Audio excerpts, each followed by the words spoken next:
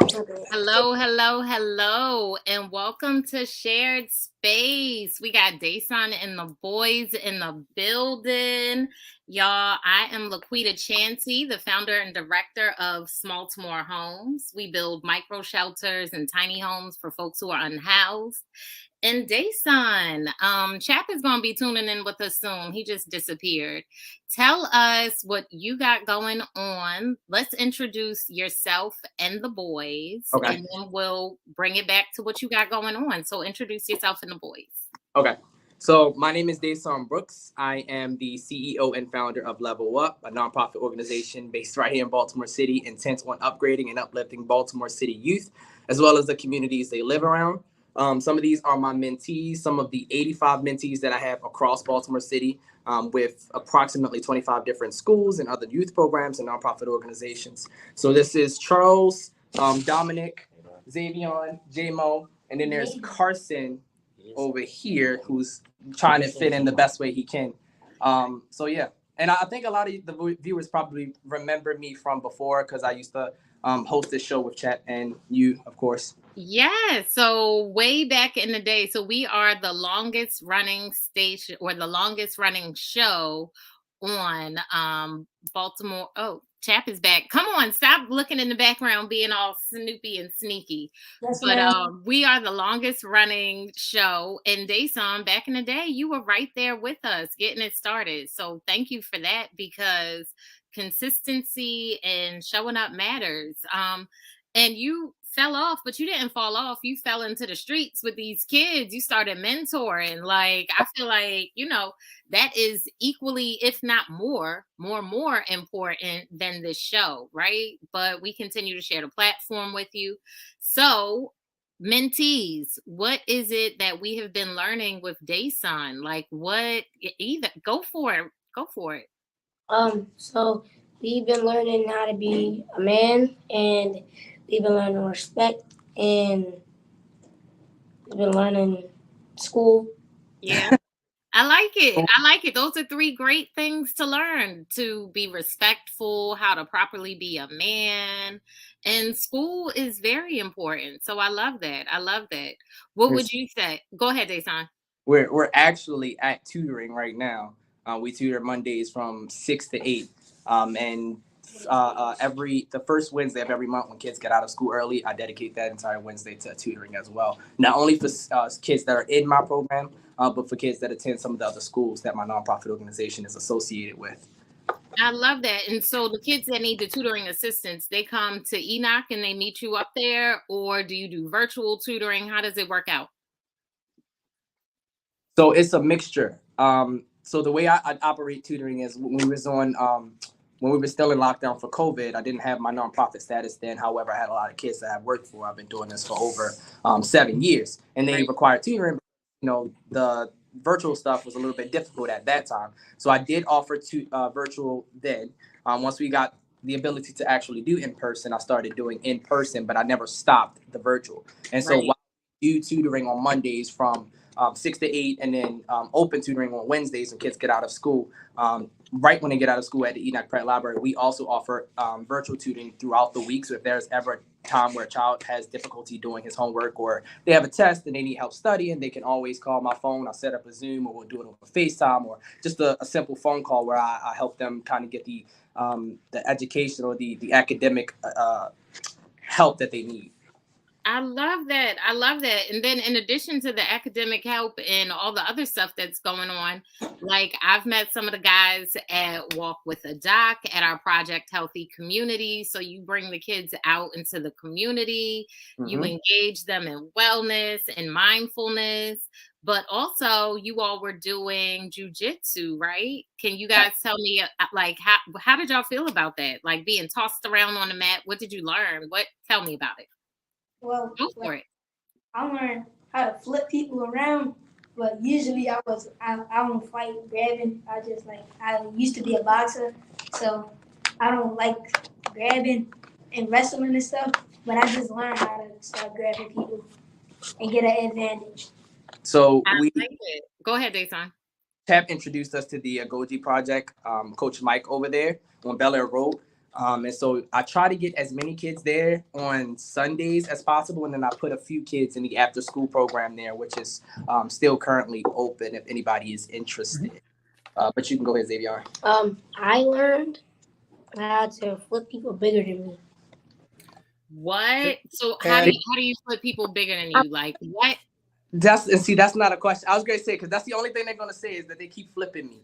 That's the only thing they want to tell people is that they flipped me. I mean, is it true? Yes. All right then. So look, I'm gonna comment. I think I'm a comment, man. Like the one day they came running in the building. They wanted to they're like, "Where's the lady at? Where's the lady at?" So they came up to the gym at a Gogi project, and they were asking for this lady. Ori? Well, there's a couple ladies there, right? There's a lady that teaches Spanish to the kids on Tuesdays and Saturdays. Okay. There was my wife, Brandy, and then there was Ori, who's a coach, right?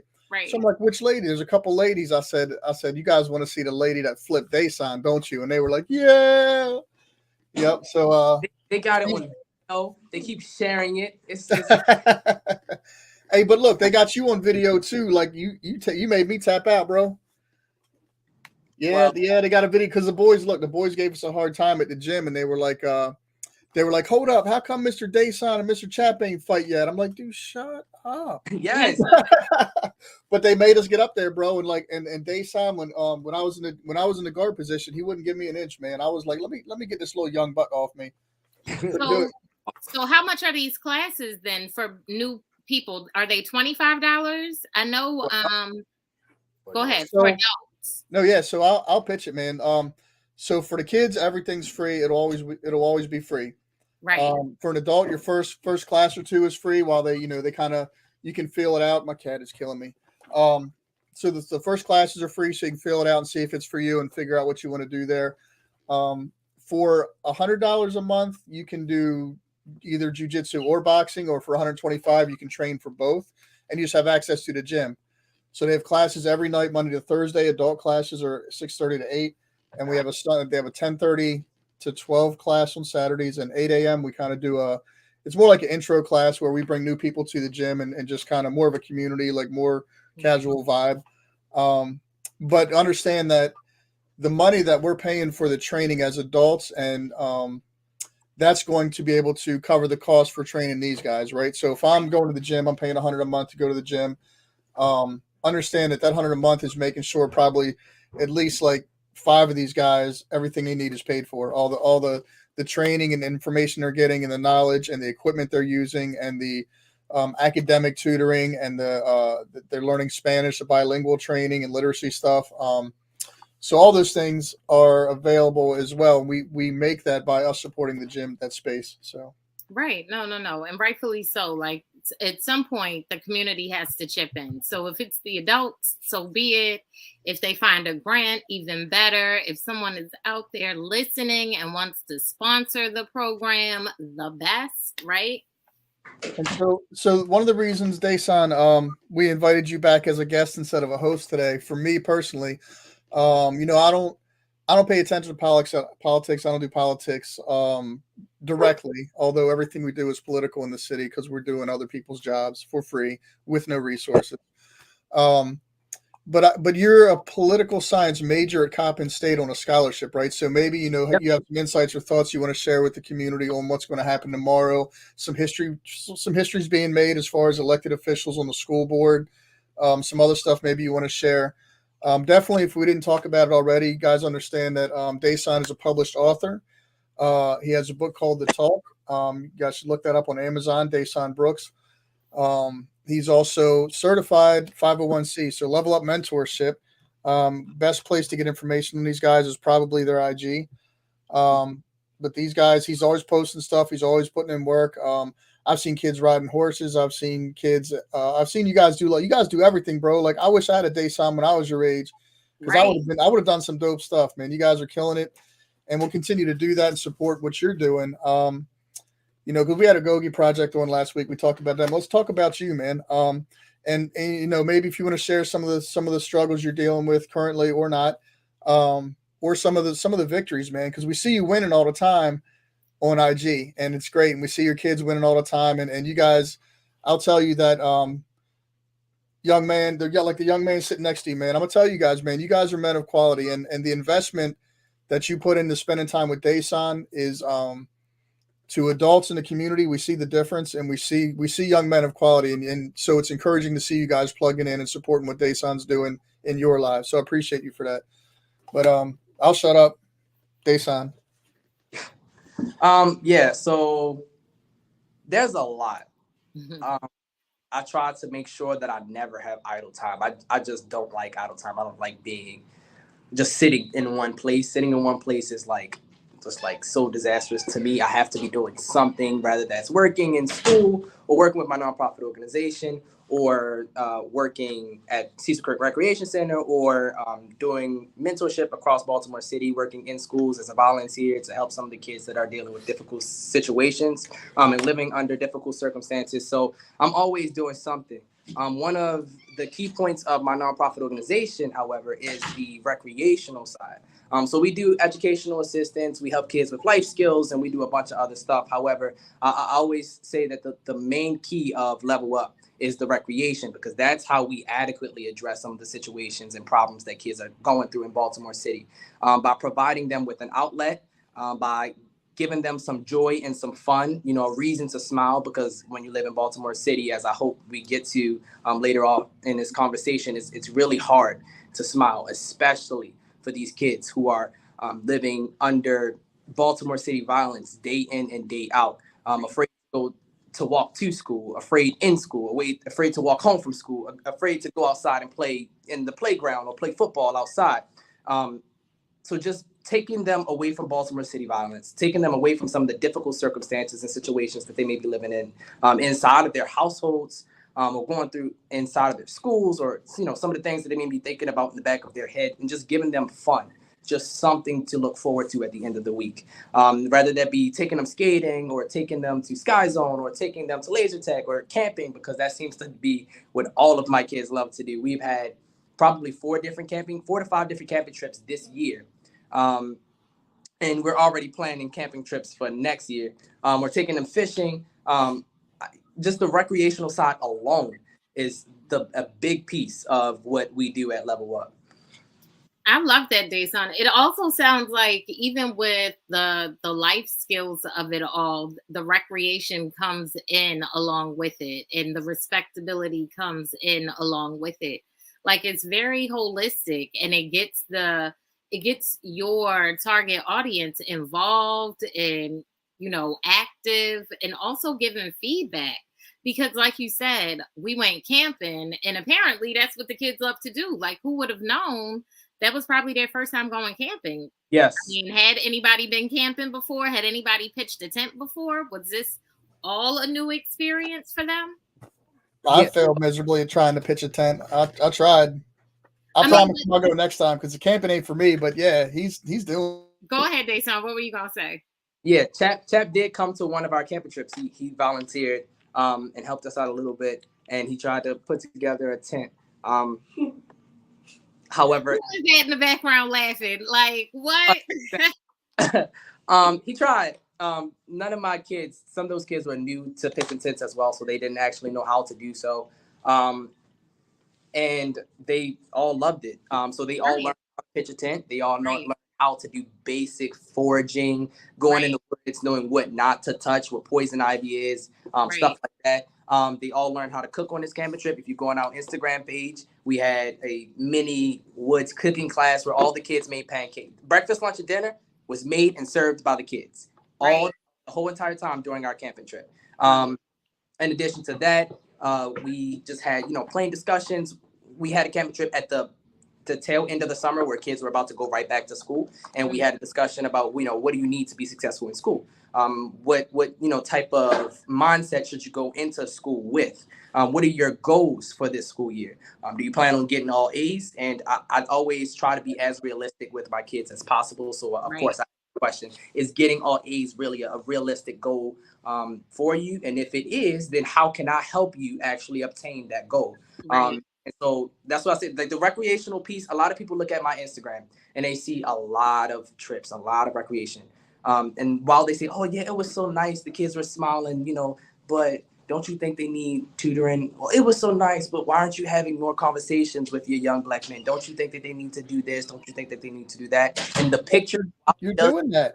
words, it does not tell the whole story. Our Right. recognition is very important because it gives our children the ability to smile. However, there is a whole different aspect of that recreation which teaches skills and promote passions of which are not shown in that one image alone. Right. And I think, Dayson, being able to articulate that is awesome. But more importantly, like maybe that's not your ministry.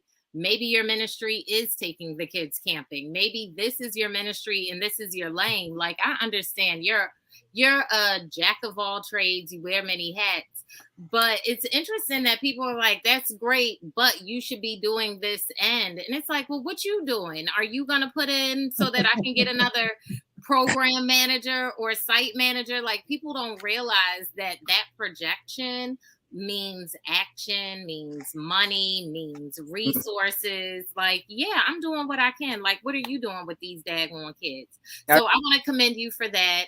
But then also just commend you for being so holistic and being able to say, well, we do that. It's just not represented on my IG page. Because I know for me with Baltimore Homes, wraparound services, that's not my ministry, but those have to go hand in hand with the Baltimore Homes Village.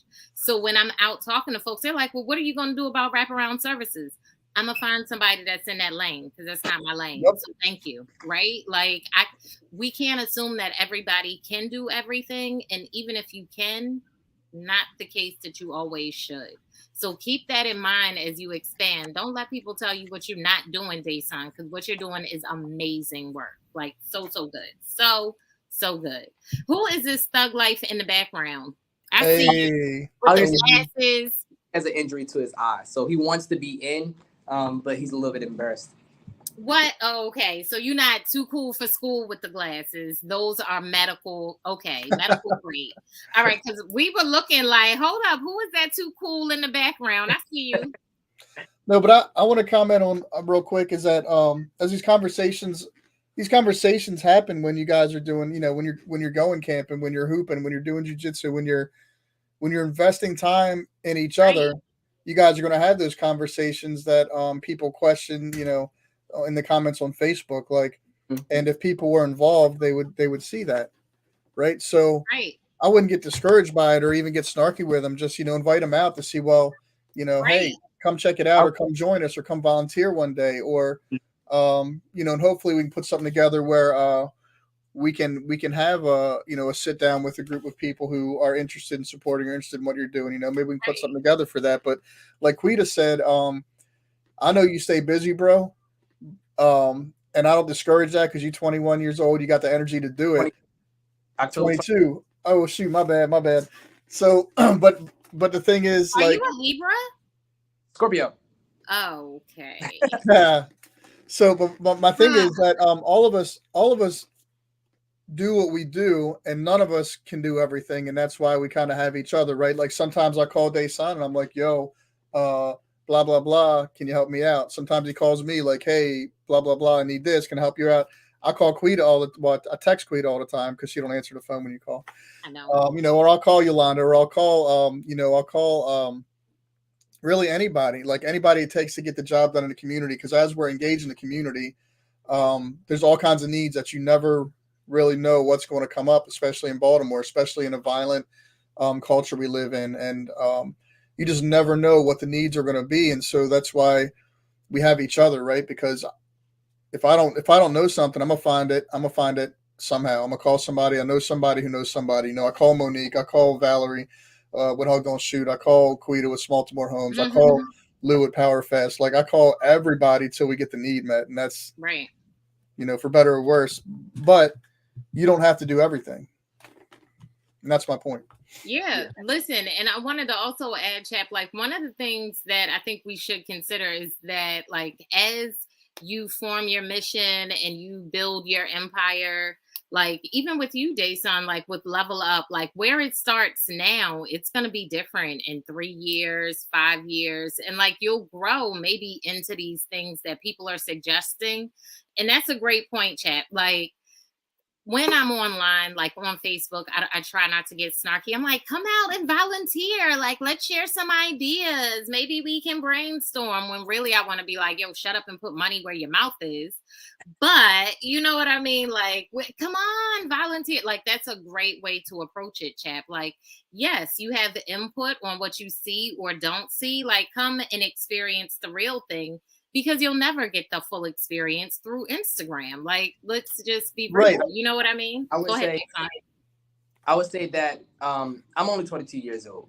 Like, I feel like I've been working with nonprofits for a while. I think it's been around 7 to 8 years now.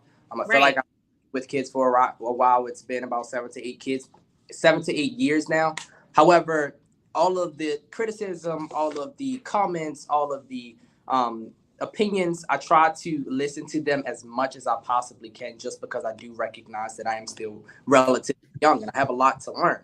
But I never get discouraged. I've received one grant since I've been doing Level Up, not because I just can't get the grants, but because I don't have the time to apply for the grants. I'm still in school. I'm still writing my second book. I have so many different things on my plate that I feel like, spending a week trying to put together a perfectly written grant, because I do have a little bit of perfectionist in me. And I never submitted if I felt like it wasn't perfect, right? So instead of not necessarily wasting time, but spending so much time on writing a grant, I just use my own money. I'm not getting paid through this. I see my kids 7 days a week, 365. They have the opportunity to call me if it's 12 o'clock at night, 1 o'clock in the morning, 2 o'clock in the morning. They call me at whatever time, even if it's just to talk. I have kids that call me, like Xavier, who was just sitting here at 2 o'clock in the morning, just like, oh, I can't sleep.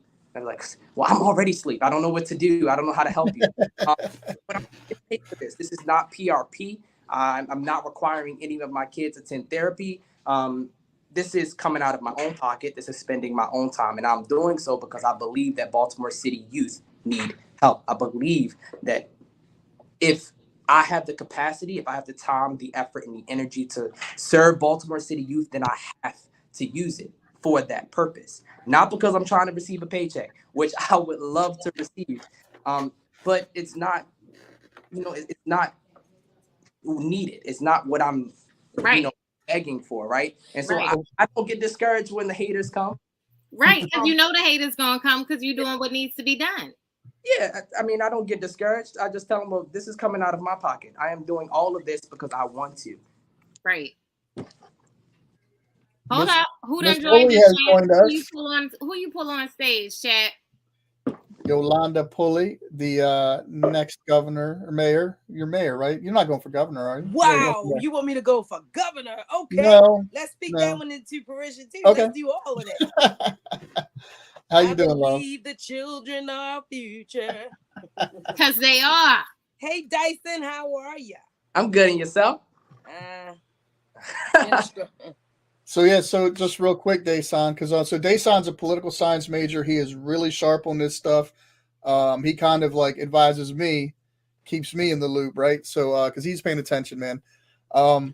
So Dayson, Yolanda was talking about on her show earlier, the previous show on the network, about how the irony of the guy who paints the no shoot zones in Baltimore was gunned down by the police this weekend, right? Was it this weekend? I remember I got the call. I wasn't sure if it was yesterday. Yeah, if you remember, I said I wasn't sure if it was the same guy. It was the same call that I got. So there was just kind of the irony of the culture and the situation for gun violence in Baltimore, right? A guy who is painting no shoot zones on our corners in Baltimore City was shot and killed by the police yesterday. I need more. You have more context? What was happening? It should not have ever happened. Like, well, I don't. Not what I'm asking. What I know was that the context I know, and I watched some of Yolanda's show, but prior to that, the context I know is that no, I don't think I can share because of chaplain stuff. But Yolanda, if you want to share, yeah, absolutely. So and then, basically, and Dayson, please comment. Yeah, basically, Tyree had. His name was Tyree Coleon from No Shoot Zone. He had mental illness. Right. Yeah. So, he was real manicky. And they don't tolerate anything that is fidgety, anything that moves. So don't move, don't talk, okay. So now it makes sense. Like there was Yeah, no him and this tolerance lady got into an for. altercation outside on Fulton and Lafayette Avenue yesterday. And, you know, from the videos, you would think that he was stabbing the woman, and that must have been the call that went to the police. And when the police pulled up, you know, they was tussling on the ground. And he got up and then he jumped back down like he knew what was coming. And it seemed like he dived on top of her because I don't know if he was trying to save her from what he knew was going to happen to him, or was he trying to kill her? I don't know. But if he wanted to kill her, he would have did it before the police got there. He had nothing but time, opportunity, and space to do what he wanted to do to this lady. So when the police pulled up, they jumped out the car, said drop the weapon because he had a knife. 13 shots went off. Then it was a silence of seconds. And then the 14th shot went into his skull. It was that 14th shot for me. It was that one. Was that like a fatal kill shot? If you shot somebody 13 times through the body, What you're was the trained 14th professional. mean? He was already dead. And Right. that last one to me was like, yeah, we got you. Mm-hmm. And unnecessary and excessive. It was definitely obsessive to me. When we talking about, and then we mimic behaviors in our communities. And that's what me and Dayson, Mr. Brooks, was talking about with children carrying guns to school. Dayson. I'm sorry, Dayson. Okay. I'm looking at it right there. I don't know why I want to call you Dyson. But Dayson, you know, when we was talking about, you know, I am that Yolanda Pulley that you talk to on the phone. You do know that, right? Yeah. Okay. I'm just making sure you know who I am. But I blame us as a community because we sat up there and watched this man's manic behavior on his lives, and nobody did anything to stop him. Nobody said anything. We shared, you know, we found humor in somebody else's mental illness. Right. And that's what we did as a Black community. So not only did the police kill this man, we helped do it himself, because he actually went on live day before yesterday or one day this weekend. And he said, the police going to kill me on Monday. And they killed him on Sunday. That is awful. That's if you look at his videos, you can tell that, you know, he wasn't all the way there, and it might have been the trauma of no shoot zone. It might have been life all that he see in the community, life experiences. Yeah, because can you imagine every time? From what I understand, no shoot zones are usually where shootings have already happened, right? So there's trauma in just the act of spray painting the no shoot. Like blood has been shed here. Families have been, do you know what I'm saying? So just like thinking of all that, and then like the empathy of it all is like exhausting. And then to have on top of that some sort of mental illness or mental defect that folks are not going to tolerate, like how you just jumping out the car shooting at people that are on the ground? Like it's kind of we're a threat, and they looked at Tyree as a threat because he was always manicky. It's just mighty funny how we're not the ones to get up and live to fight another day. But knowing that you're approaching somebody who can be manicky, right? Like, shouldn't you have a taser and not a gun in your hand? Like, no, they're trained to shoot to kill, not shoot to win. It just doesn't. Go ahead, Chad. So while we're talking about this, because you already had your hour to talk about it, I do want to bring it up. I do want people to be aware of the situation, and please go back and watch Yolanda's podcast on it. And I'm sure that Donnie will have some news on BeMoreNews.com and Black USA News about it. But I want to talk Dayson to talk about an initiative he's doing to address the gun violence, because clearly it's not just gun violence amongst each other and people in the street, but clearly the gun violence from the police as well is affecting us. And that's one of the reasons that we were brought on as chaplains through the police department, was that so we could ride along with them and try to mediate the culture and be a buffer, making sure that the police were treating people respectfully and professionally. Think about if you're at your job every day and a priest or an imam or a rabbi is sitting next to you at your job, you're going to act different, right? So that's kind of like the concept of why the chaplains were like, hey, hey, let's do ride along. Let's ride, let's build relationships. Let's give, but Dayson, if you could share the Under 300 project with us and what that's about, how's it going? What do you still need? Because we got elections coming up. Yeah, tomorrow. So I'll first say my heart goes out to that family.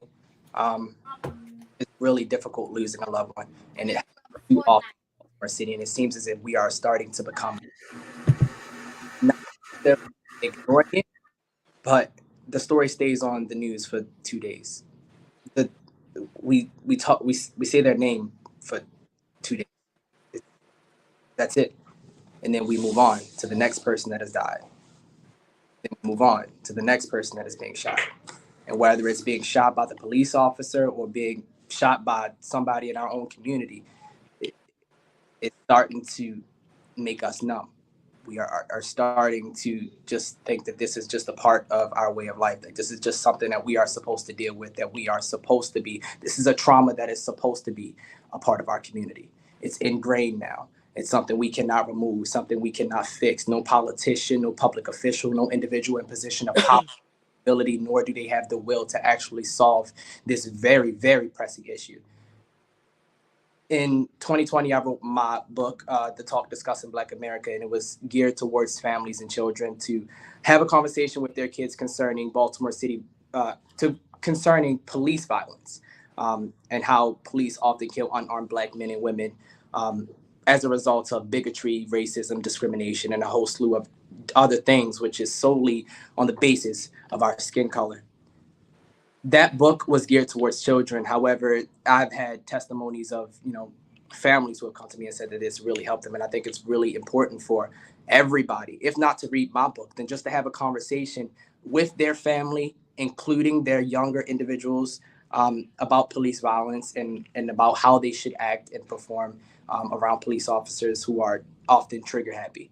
And it's really difficult to have that conversation with somebody that is suffering with a mental illness. However, I still think it's a necessary conversation. Where do we get the book? You can get the book from any major bookstore around the world. So Barnes & Noble, Walmart, Target, it is sold everywhere. But I didn't want to take this time to sell my book. Now I want to read it. Yeah. Right. And Dayson, you can't deny that your book is a part of this conversation because not every person is going to understand this in context. But I think your book really does help to ease this conversation for elementary school. If a child has not experienced death yet, but they're in elementary school, I feel like this book would be helpful. I know that the first time my niece experienced death was with my dog, and it was heartbreaking to me. I wish I wasn't the one that had to introduce her to that thing. You know what I'm saying? So I think the book is helpful in so many ways. Yeah, what's the name of the book again? The Talk Discussing Black America.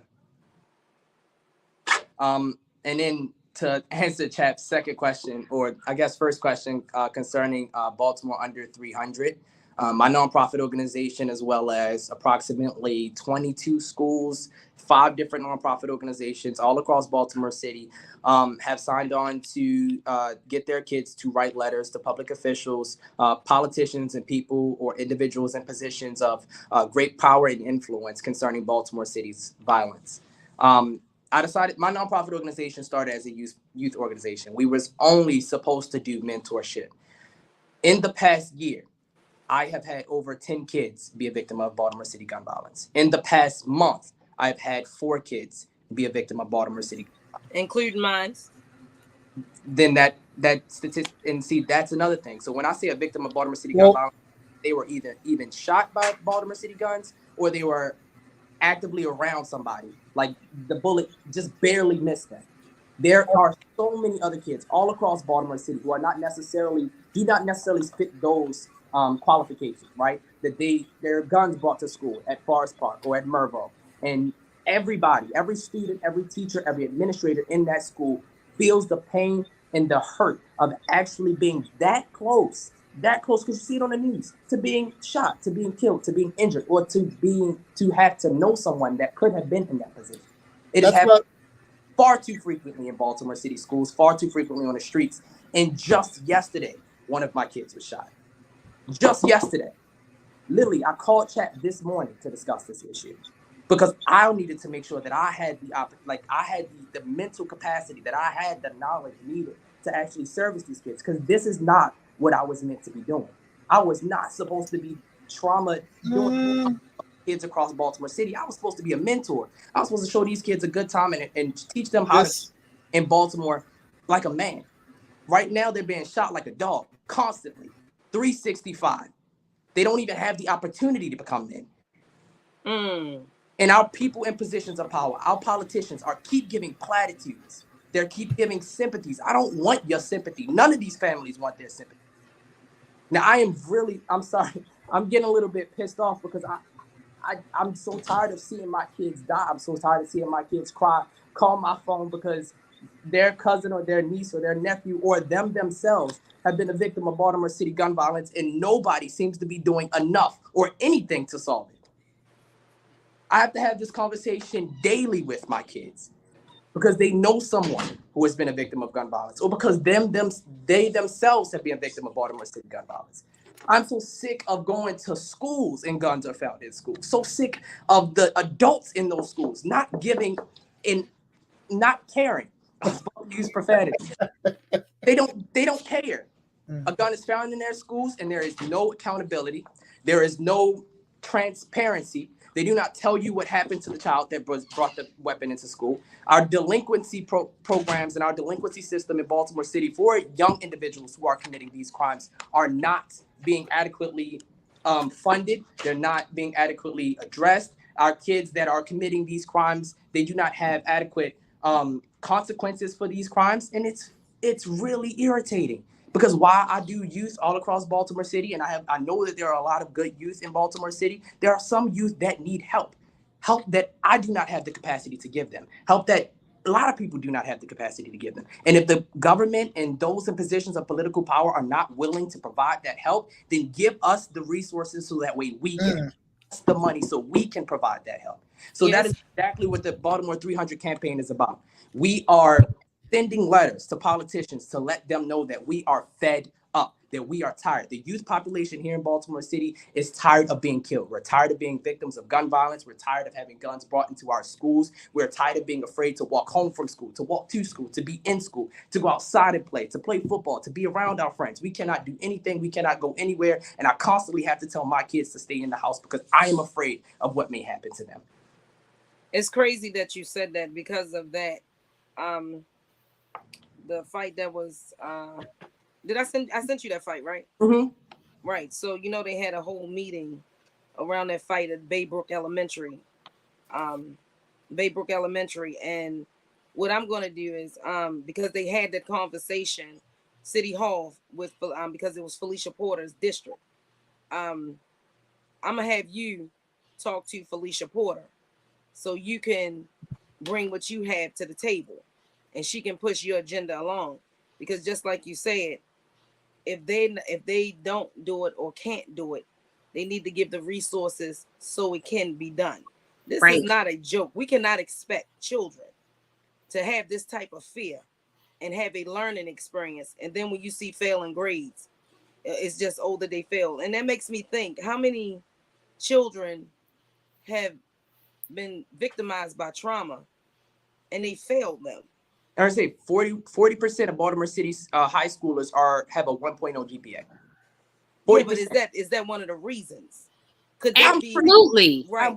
Exactly. Absolutely. Even if they tell you it's not one of the reasons, it has to be one of the reasons. No, heartedly, but because they refuse to put their hands and stir the pot, especially with Santa Lisa's, then this is the nonsense. And this is the sin that we get. And sin stands for self-inflicted nonsense. And this is the problem that we have in our educational system. Among other things. Go ahead. Yeah, but the point is that underlying trauma is what caused, because these ones that's toting guns are probably the ones who fathers or somebody been killed by gun violence, or uncles or cousins, or It's just so Violence easy. begets violence. They've been in this culture, in this environment. This is Recidivism. normal. This is everyday. Like, We this have a is lady no in the different. projects whose son was locked up for a gun, but he wasn't locked up. I mean, he didn't have a gun because he was one of the Billy badasses in the street. That's not why he had the gun. He had the gun because his brother was murdered on Pennsylvania Avenue. His sister was found murdered and raped over in a That's vacant trauma. property over East Baltimore. That's So trauma. he got the gun. He got the gun to protect himself and his To mother. not be a statistic. Like, that is the way the mentality works. That only makes sense to us as a community. Folks But it on didn't the make sense to outside- the criminal justice system because they sent that little boy to jail. And that's what I was about to say. Folks on the outside take a position of privilege when we are talking about these things. I was talking to somebody and they had mentioned, oh no, I was listening to somebody, and really quickly and off topic, but just understanding space and belonging and the way that not belonging causes trauma. He was talking about how the metaverse is stupid and it's for all these nerds. But you got to understand, everybody who walks outside isn't walking out to rainbows and sunflowers. Like, sometimes that's the safest place you can be, in the metaverse, talking to your friends online, whatever the case.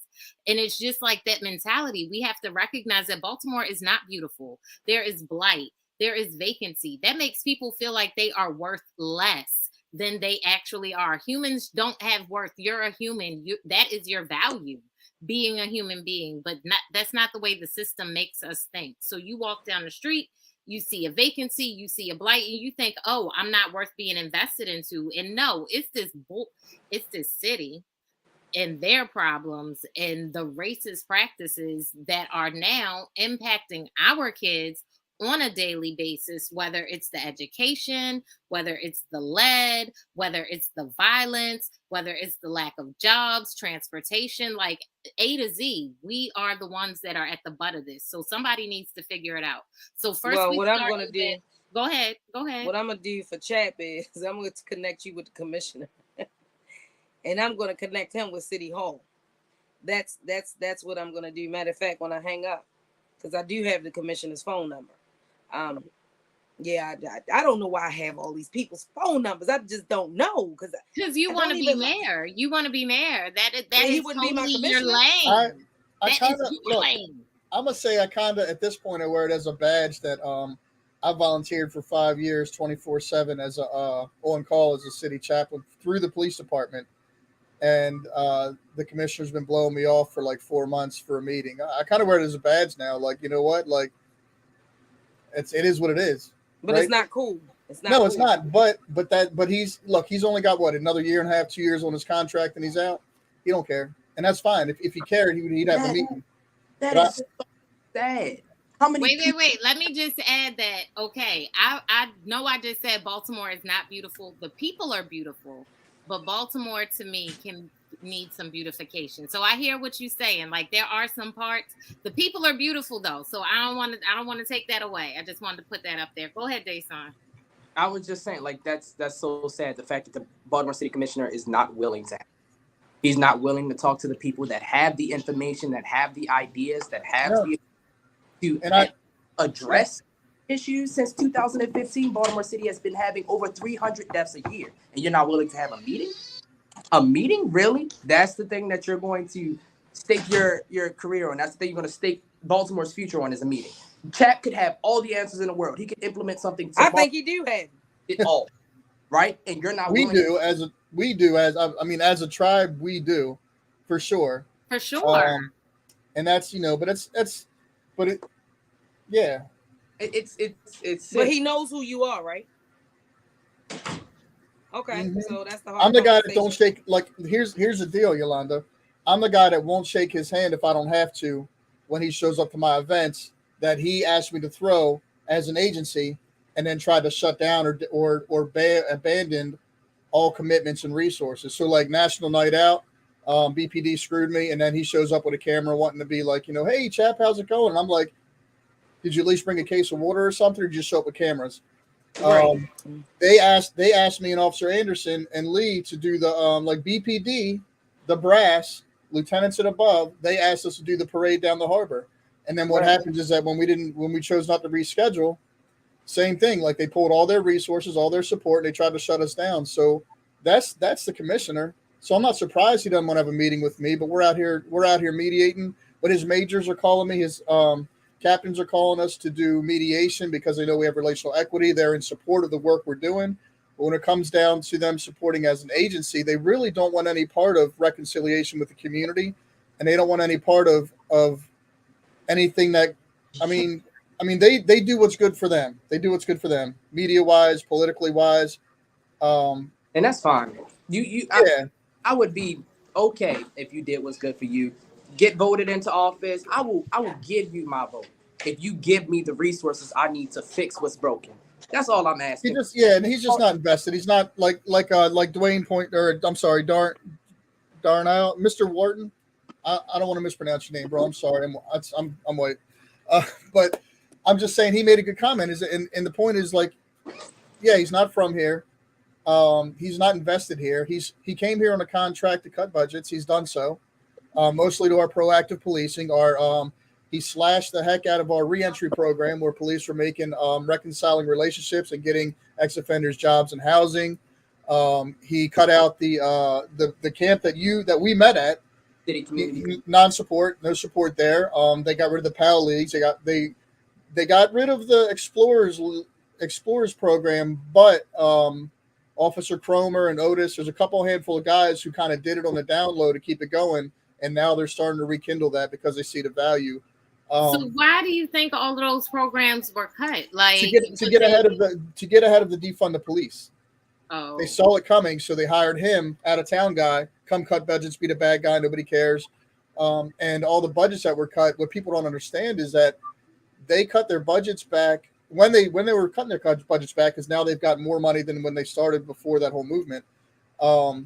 Was they cut all the proactive policing. So now all the police were doing is running IDs and warrants, where before they were doing the athletics, they were doing the Explorers, which is kind of like as I understand it, it's like a Boy Scouts for law enforcement. Kids were being had a pipeline to become like CIA, NSA, FBI, state police. Like they had real careers. So, chat, tell me this. I don't remember what question it is, but isn't there a question about moving the police from Maryland's control to Baltimore City's control? Isn't there a question about that on the ballot? I'll stay fine, because I'm not the politics guy. I can just tell you. I feel like it is. I'm gonna find my thing. I'm right here. There you go. How do you feel? Go ahead, Yolanda. Go ahead, Mayor. And how do y'all feel about that? Do you feel like Baltimore police would be better guided if they were managed locally, or do you think Maryland? Oh yeah, locally. Go ahead. Wait. See, the thing is yes, it's on the ballot, but you always pay attention to the language. Right. Now, see, the crazy part about it is when I was running for mayor, that was my platform, to put local control back under Baltimore City under city government for accountability. Right. And everybody told me I was crazy. Then Brandon Scott stole my stuff. Because now it's on. It's on here, right? I mean, that's one of the problems. Like, why is Maryland controlling Baltimore's government, knowing that Baltimore is like Bebe's kid? We different than everybody else. It's the same thing with the educational system. Right. They did this. Exactly. So basically what they did back in the 80s, they sold our police department. Well, that happened before the 80s, but back in the 80s, Baltimore City sold our educational system to the state, and the state governed over top of us because they wanted more money in the budget. And I keep telling people, more money in the budget doesn't help with what's going on in our school system, because I always refer back to this. My favorite show in the whole wide world, y'all gonna think I'm crazy, is Little House on the Prairie. Little House on the Prairie is is when they had their school system. What did they do? They were all in one area, no money, no budget, but everybody learned. It's like the more money Baltimore City get in the police department and in our educational system, the more corrupt they get. It's no way that we have a $1.62 billion budget in Baltimore educational system, and you can't fix nothing, and you're still making children and parents pay for everything. certain things doesn't make sense. If you flip the pyramid upside down on the educational system and you make it about the students first, and then everything trickles down from there, we had a better society. But what they did was they made it top heavy, and the trickle down effects never touched the students. If children go back to school with a $1.62 billion budget, only thing that their parents should be worrying about is the hairstyle that they're wearing and the tennis shoes that they have on. That's it. That's all. Everything else should have been taken out the school budget. Everything should have been taken out the school budget. Question K. Hey, you guys read this? You guys are the politicos here. Yeah, that was the question that I was talking about. And so they're saying that it's question H and tied to question K. They can come back to hurt us if question K passes. Right, passes with term limits.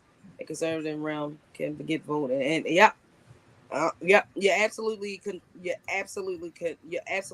correct. Until we Yolanda, you agree? Vote yes to question H and no to question K. I don't believe in term limits because term limits, we already have term limits.